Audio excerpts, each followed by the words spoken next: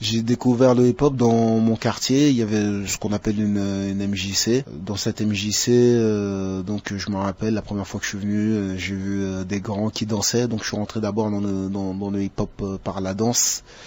Ensuite, j'ai commencé à écrire mes premiers textes en 1990 ou 91. Et le premier texte que j'ai écrit, c'était en fait des textes de raga. Et après, je me suis mis au rap. Déjà, très rapidement, c'est toujours été des textes engagés. Mon premier texte s'appelait Alto Racisme. Mon deuxième, c'était Je ne veux pas aller au service militaire. Donc, j'ai toujours été plutôt dans une vague engagée. Même si cela donnait des cours, il tenait un atelier d'écriture à la maison de la musique dans mon quartier. Je venais avec mon groupe, on était jeunes à l'époque, on avait 12 ans, tout ça. On participait aux ateliers d'écriture. Lui n'était pas encore aussi connu qu'aujourd'hui, il avait même pas sorti son premier album, mais il était quand même connu dans le milieu. Les gens qui connaissaient le rap français savaient qu'il y avait MC Solar et c'était vraiment un bon à l'époque. Et donc en fait, ce qui s'est passé, c'est qu'il avait un concert un soir au Palace, c'est une boîte qui s'appelle le Palace à Paris. Et il y avait un groupe de son quartier qui devait venir, il n'a pas pu venir. Et Solar, il est venu chez moi demander à ma mère l'autorisation que je sorte pour que j'aille au concert. Et on a fait le concert et c'est là qu'on a rencontré nos premiers producteurs, les producteurs du premier maxi d'Idéal Junior à l'époque, et qui est sorti en 1992.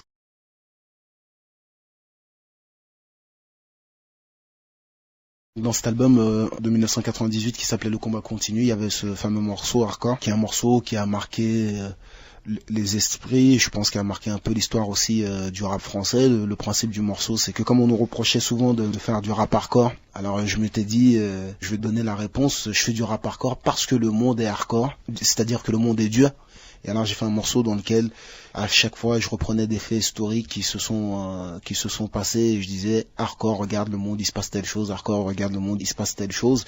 Et donc c'est un morceau qui a fortement marqué les esprits.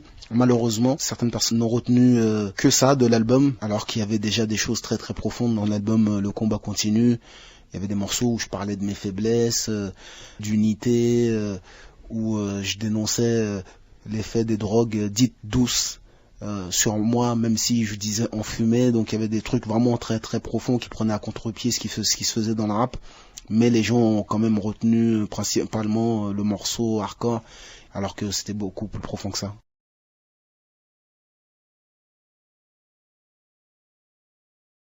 Donc après, en 1999, donc il y a eu la tournée d'Idéal J pour l'album Le combat continue. Et puis survenu le décès d'un ami proche qui faisait les voix dans les refrains de hardcore. Et il faisait partie d'un collectif qui s'appelle Mafia Qu'un Free, auquel Idéal J, mon ancien groupe, appartenait.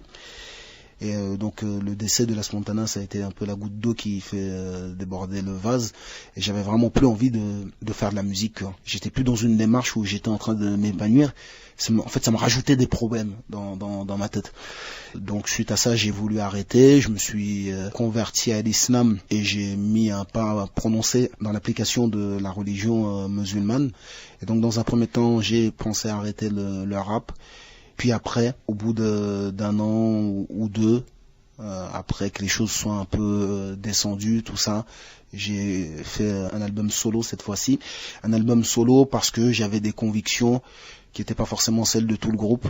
C'était un nouveau concept, j'étais plutôt dans faire passer un message de responsabilisation des individus, d'universalité. J'étais dans un autre univers, d'utiliser des instruments, des percussions, et donc c'était vraiment pas l'univers d'Idéal J. Et donc ce qui fait que c'était un album solo de Kerry James qui est sorti en 2001 et qui s'appelait Si c'était à refaire.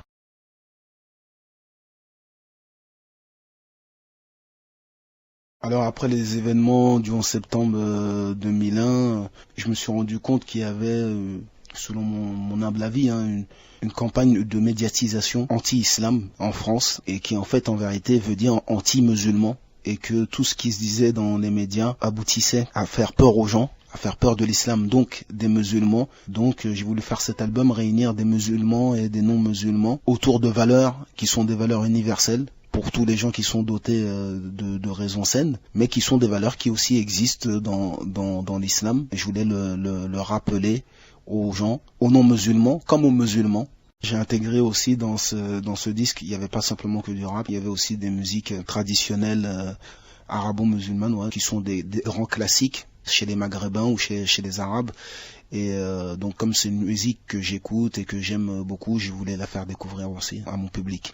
Et donc j'ai fait cet album dont les bénéfices d'une part étaient versés pour une association non confessionnelle qui s'appelait CVHG, Communiquer et vivre son handicap à Gennevilliers, et d'une part des bénéfices pour la construction d'un centre culturel musulman dans lequel il y aurait des cours de religion conformes à l'esprit qui était dégagé dans le disque.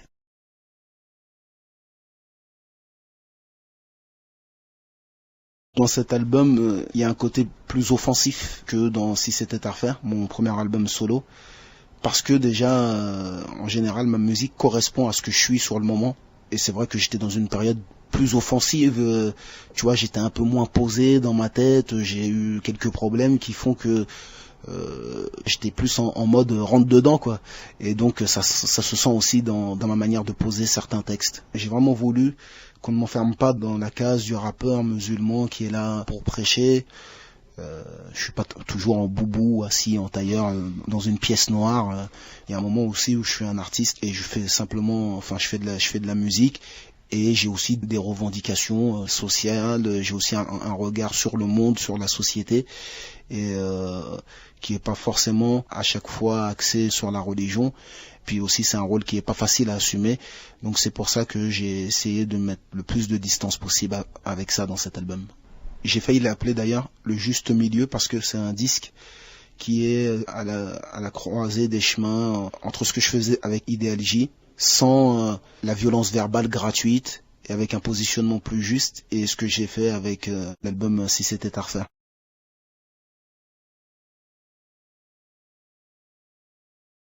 En fait, j'aurais pu dire c'est une sorte de faux ego trip dans lequel je prends un peu à contre-pied tous les clichés dans lesquels s'enferment certains rappeurs. En fait, l'ego trip, pour ceux qui connaissent pas, c'est l'exercice qui consiste pour un rappeur à démontrer qu'il est celui qui manie le mieux la langue dans laquelle il s'exprime. Et c'est quelque chose qui fait effectivement vraiment partie de la culture rap, de la culture hip-hop, on peut pas le nier, mais pour moi le rap il peut pas s'arrêter qu'à ça. Et donc c'est pour ça que dans ce morceau j'aurais pu dire que ma rime provoque telle chose, que je suis le plus fort, que j'ai la rime la plus fantastique, en gros c'est ce que je dis, et que j'aurais pu dire également pour ce qui est du social, que ce qui arrive dans nos quartiers, c'est uniquement de la faute du gouvernement, que tous les flics sont corrompus. En fait, voilà, à chaque fois, je prends à contre-pied tous ces clichés pour à la fin dire, mais au fond, est-ce vrai? En évitant la question, parais-je plus vrai?